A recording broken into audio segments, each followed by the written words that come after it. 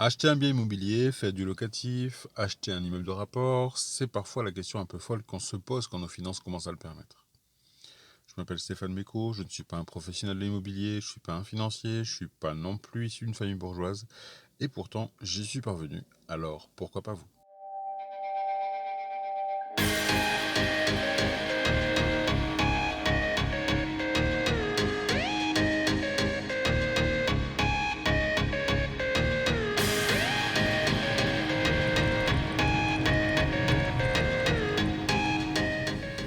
Bonjour à tous et bienvenue dans ce nouveau podcast. Alors aujourd'hui, on va traiter d'un sujet qui fait peur à certains investisseurs immobiliers, notamment quand on veut faire du locatif. Il s'agit des charges de copropriété. Alors les charges de copropriété, c'est quoi? Alors pour faire simple, c'est toutes les dépenses qu'on pourrait imputer finalement à nos locataires pour pallier à des frais qui pourraient avoir lieu sur la résidence, sur les communs, sur de la consommation d'eau. Donc tout ça, ça fait partie des charges de copropriété. Alors quand vous cherchez un bien immobilier, c'est hyper important de bien avoir en tête les charges de copropriété, puisqu'en fonction des équipements que vous pouvez avoir dans un immeuble, les charges de copro vont être plus ou moins élevées. Si je prends par exemple un immeuble qui serait doté d'un ascenseur, forcément l'ascenseur ça demande de l'entretien. L'entretien ça fait partie des charges de copropriété, ce qui fait que ça aurait pour effet de gonfler vos charges de copropriété. Alors comment ça marche au niveau du paiement des charges de copropriété? D'un côté, vous avez la facture qui vous est envoyée à vous-même ou à votre SCI si vous achetez en SCI. Ça, c'est directement le syndic de copropriété qui vous l'envoie. Alors c'est quoi le syndic de copropriété? C'est simplement un peu, généralement c'est une agence immobilière ou un professionnel en tout cas qui va gérer toute la comptabilité de la copro et qui va du coup établir des comptes chaque année pour vous dire voilà ce qui a été dépensé en eau pour les communs, en électricité, en entretien, en espace vert, en gardien, en ce que vous voulez. Et donc là c'est vrai que ça fait une grosse différence parce que c'est vrai que si vous êtes équipé de nombreux équipements type ascenseur, type portail électrique, type voilà, toutes des choses comme ça peut rajouter des coûts supplémentaires qui sont liés à l'entretien de ces équipements. Donc ça peut être important parce que ça peut gréver finalement votre taux de rentabilité et votre cash flow du coup in fine, puisque si on a beaucoup de charges de copro, et forcément ça va venir attaquer notre bénéfice à la fin. Mais le pendant, c'est qu'en effet, le fait d'avoir des charges de copro, c'est que généralement on a une résidence qui est bien équipée. Et le fait d'avoir une résidence qui est bien équipée, ça permet aussi d'attirer plus de locataires. Donc vous voyez, on est vraiment entre les deux finalement, entre dire oui, d'un moment donné, il faut payer, mais il ne faut pas non plus trop payer, sinon ça va gréver un peu notre cash flow positif à la fin du mois. Donc ça, c'est sur le principe des charges de copropriété. Alors, vous le savez, quand vous mettez en location un bien immobilier, vous allez avoir toujours le loyer. Donc le loyer, c'est vraiment pour la location pure. Et après, on va avoir ce qu'on a une provision sur charge. Alors par exemple, dans des studios, on serait à 350 € de loyer plus 30 € de provision de charge. Et bien justement, ces provisions de charge, ça vous permet à vous, en tant que propriétaire, de vous faire rembourser d'une partie des charges de copropriété.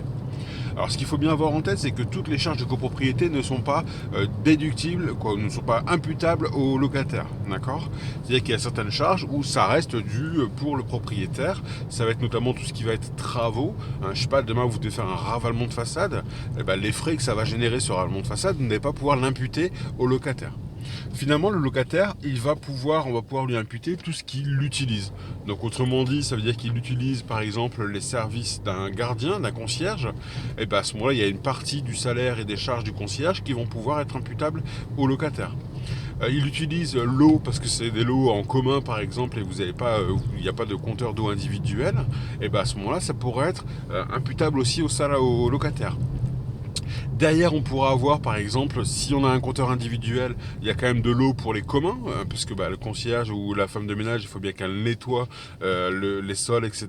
Cette consommation d'eau, pareil, on pourra l'imputer au locataire, puisque finalement, ça apporte un service direct au locataire. En charge de copro, on va avoir tout ce qui va être taxe d'ordures ménagères. D'accord. Dans certaines villes, on peut avoir aussi une taxe de balayage. Il y a certaines villes qui ont un forfait comme ça pour le balayage. Voilà, on peut avoir différents éléments qui peuvent rentrer en compte dans ces charges de copropriété. Donc de la même façon, par exemple, un impôt foncier. Donc le foncier, c'est pour le propriétaire et donc on ne peut pas l'imputer au locataire. D'accord?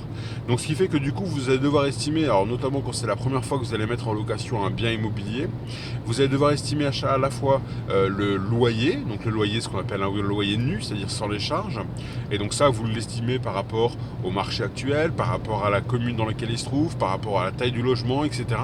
Donc n'hésitez pas à prendre plein de critères en compte pour définir le mieux possible finalement votre loyer nu. Et puis après derrière, les charges de copropriété, là pour le coup ça peut être plus simple, puisqu'en fait vous allez récupérer le dernier exercice comptable qui a été fait sur la copropriété, et vous allez voir dedans la provision, donc le montant qu'ils ont provisionné pour l'année suivante. Et donc du coup, le montant provisionné, vous récupérez la partie qui est imputable au locataire, et à ce moment-là, vous savez, divisé par 12, vous savez grosso modo combien vous allez trouver en frais de copropriété à rajouter, donc en provision pour charge. Donc le loyer se décompose toujours, loyer nu plus provision sur charge. Donc voilà sur le principe des charges de copro. Alors après, il y a quelque chose qui est important à avoir en tête, c'est qu'on ne peut jamais tomber pile sur les bons chiffres, puisqu'on, comme on l'a dit, et ça s'appelle comme ça, ce sont des provisions sur charge. Donc c'est-à-dire qu'à un moment donné, si on fait des provisions sur charge, c'est qu'à un moment donné, on va devoir arrêter les comptes pour savoir grosso modo où est-ce qu'on en est. Alors ça, il y a beaucoup de propriétaires qui malheureusement ne le font pas. Alors à juste titre ou à tort, ça après chacun en débattra. Normalement, à chaque clôture d'exercice comptable de votre copropriété, vous allez devoir établir ce qu'on appelle une régularisation annuelle. C'est obligatoire de procéder à cette régularisation annuelle. Alors la régule annuelle, qu'est-ce qu'elle fait ? Finalement, c'est le bilan de l'année. C'est-à-dire qu'on va regarder sur toute l'année, toutes les dépenses qu'il y a pu y avoir sur la résidence. On va les décomposer en différents postes. Ça va être consommation d'eau, consommation d'électrique des communs, consommation, voilà. On va vraiment détailler les différents postes. Et pour chaque poste, on va vérifier si c'est imputable ou non au locataire. Donc à partir du moment où vous avez défini tous les critères qui sont imputables au locataire, donc ça n'hésitez pas, il y a servicepublic.gouv.fr là, qui fait ça très bien, il vous liste la liste exhaustive de tout ce que vous pouvez récupérer. Et donc là-dessus, une fois que vous avez identifié finalement tous les postes de dépenses et que vous savez si c'est imputable ou pas au locataire, vous allez faire la somme de toutes ces charges-là de l'année. Vous allez obtenir un montant, et ce montant, vous allez le comparer avec les provisions sur charge que votre locataire vous a déjà versé tous les mois. Et donc à l'issue de ça, il y a deux solutions. C'est soit en effet on est en négatif, ça veut dire qu'à ce moment-là, il y a trop eu de provisions de charges par rapport aux charges réellement consommées. Et dans ce cas-là, c'est à vous, propriétaire, de faire un remboursement finalement au locataire. Alors quand vous avez une situation de remboursement, moi je vous conseille de ne pas lui demander de modifier son loyer, d'accord ? Je préfère de mon côté faire un virement directement au locataire, remboursement de charges de l'année. C'est beaucoup plus simple, c'est beaucoup plus clair, et puis surtout ça vous évitera le mec qui va changer son loyer dans son prélèvement automatique, dans son virement automatique, il va changer son loyer une fois, le mois d'après il va oublier de le remettre, et du coup ça va être de nouveau un loyer minoré, vous allez devoir vous battre pour le récupérer, etc. Donc moi je préfère partir du principe de dire que je préviens mon locataire si j'ai une régule de charge dans sa faveur. Du coup je lui explique qu'en effet on a fait l'arrêté des comptes, et que du coup il a un crédit finalement chez nous propriétaires de 15, 20, 30 euros. Et à ce moment-là, une fois que j'ai ce montant-là, je vais lui faire un virement du montant correspondant. C'est beaucoup plus simple, c'est beaucoup plus clair, et même au niveau de la comptabilité, ce sera beaucoup plus net de le faire comme ça.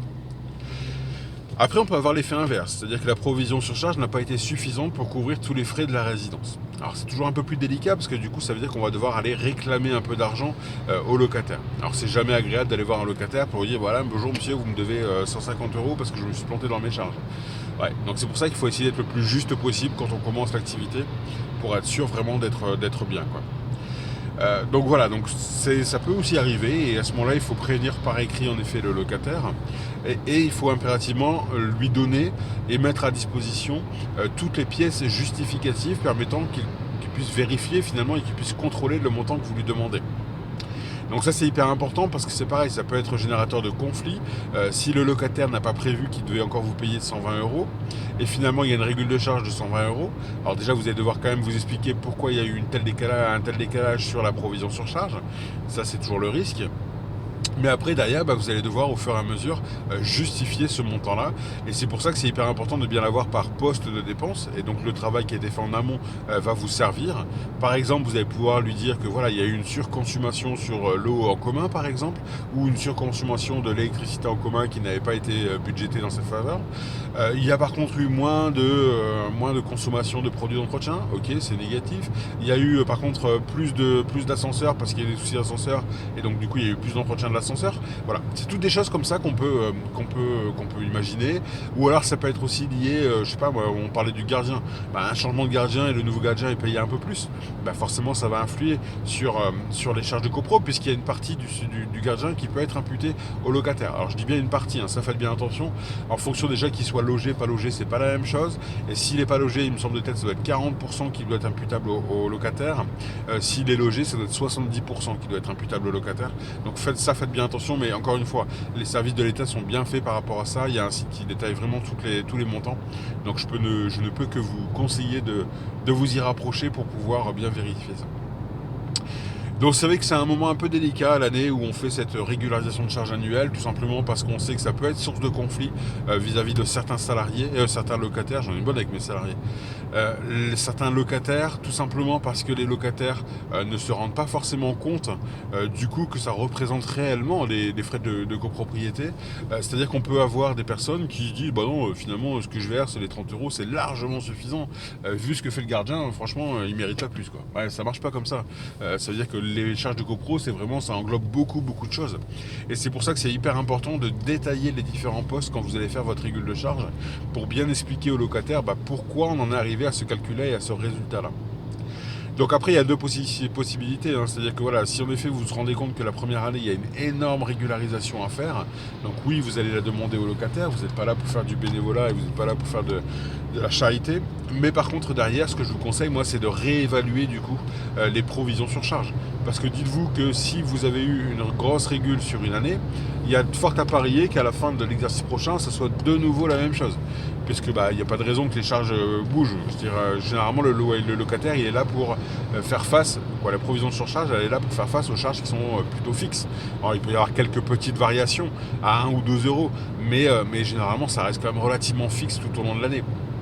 Si vous avez une grosse disparité dans votre régule annuelle, dites-vous qu'à un moment donné, c'est peut-être que les charges n'ont pas été bien calibrées. Après, c'est pas forcément grand-chose. Vous voyez, s'il y a une régule de 120 euros, alors c'est vrai que se demander 120 euros comme ça sur un loyer de 350 à un locataire, ça peut être un peu compliqué. Mais par contre, lui dire que du coup, les charges vont passer de 30 à 40 euros pour couvrir, pour pas avoir le problème le mois prochain, 10 euros de plus, c'est pas grave pour lui. Vous voyez, c'est le ratio qui est différent. C'est-à-dire que la première année, c'est toujours plus compliqué. Donc voilà, donc moi je vous conseille de le faire, c'est impératif. Alors déjà d'une, c'est obligatoire de faire l'état de charge. Alors après, si c'est le locataire qui vous donne de l'argent et que vous lui en faire cadeau, libre à vous de le faire. Mais c'est pas un bon signal non plus pour lui. Ou alors il faut peut-être tourner ça intelligemment en disant que voilà, comme c'était la première année, je me suis complètement vautré sur les charges, on n'est pas assez élevé. Je vous en fais cadeau pour la première année. Par contre, à partir de maintenant, on va augmenter de 10 euros les charges mensuelles, ce qui fait que du coup à la fin de l'année, on n'aura plus cette régularisation à faire et je serai pas obligé de venir vous réclamer de l'argent. Donc vous voyez, ça peut être aussi de le jouer comme ça la première année, ça passera encore mieux votre augmentation de loyer, pas de loyer mais de provision sur charge, puisque le loyer ne bougera pas. Et voilà, donc ça c'est intéressant de le faire de cette façon-là aussi, si vous vous rendez compte que les montants ne vous mettent pas complètement dans le rouge. Si sur un loyer de 350 par mois, on a en effet 200 euros de régule de charge à l'année, ça ferait, moi personnellement, ça m'embêterait un peu quand même de passer à côté, quoi. Donc il faut vraiment quand même y réfléchir, sachant que vous êtes tout à fait dans votre droit pour réclamer ça. Après, la difficulté, c'est qu'en effet, ça peut créer un climat un peu délétère avec votre locataire, et donc ça, c'est jamais agréable non plus, parce que c'est vrai que réclamer de l'argent à quelqu'un, c'est pas hyper fluide, quoi. Hein. Donc voilà un petit peu le sujet que moi je voulais traiter avec vous aujourd'hui. Donc sachez que par contre il y a beaucoup de syndics de copropriété qui à la fin de chaque exercice comptable vous donnent déjà ce décompte avec cette quotité imputable au locataire. Alors ça ne vous empêche pas qu'il faudra quand même le vérifier, hein, bien sûr. Personne n'est à l'abri d'une erreur et l'erreur est humaine. Mais normalement ils ont déjà pré-mâché le travail. C'est d'ailleurs pour ça qu'on a des honoraires relativement conséquents. Ils font également ce travail-là de dire voilà le montant global des charges que vous avez eu sur l'exercice. Et voilà la quotité qui est imputable à votre locataire. Donc à ça, il faudra juste rajouter la taxe d'ordure ménagère qui figure sur votre avis d'imposition de foncier. Et comme ça, au moins, vous êtes bon au niveau de vos charges et vous savez combien de charges ils vont avoir. Donc n'hésitez pas aussi à solliciter votre syndic de copropriété par rapport à ça et de lui poser la question. Dire voilà, est-ce que vous faites à l'année, une fois que l'exercice est clos, le décompte des charges imputables aux locataires. Ça vous permettra comme ça d'avoir des infos plus rapides, généralement plus fiables, puisque ces infos-là sortent directement de la compta. Donc s'il y a un souci dans ces provisions-là, c'est que la compta est fausse. Donc généralement les syndics font plutôt bien le boulot par rapport à ça. Donc vérifiez, jetez un coup d'œil, vous n'êtes pas. Voilà, on est toujours prudent et on vérifie toujours si tout se passe bien. Mais vous pouvez également solliciter du coup le syndic de copropriété qui sera à même de vous apporter ces réponses-là. Voilà, petit podcast aujourd'hui, pas très très long, mais je pense que c'était important puisque j'ai eu des sollicitations là-dessus sur comment décompter et comment faire la régularisation annuelle de charges. Donc maintenant vous savez tout, n'hésitez pas à aller sur le site du service public qui vous liste une fois de plus la liste exhaustive de toutes les charges qui sont imputables aux locataires. Ça c'est hyper important de bien l'avoir dans le visu parce que toutes les charges ne sont pas récupérables auprès du locataire. Donc soyez bien prudent par rapport à ça. Et puis après, sinon, bon courage pour établir vos charges annuelles. Et puis, moi, je vous dis à bientôt dans un prochain podcast. Et ciao, ciao.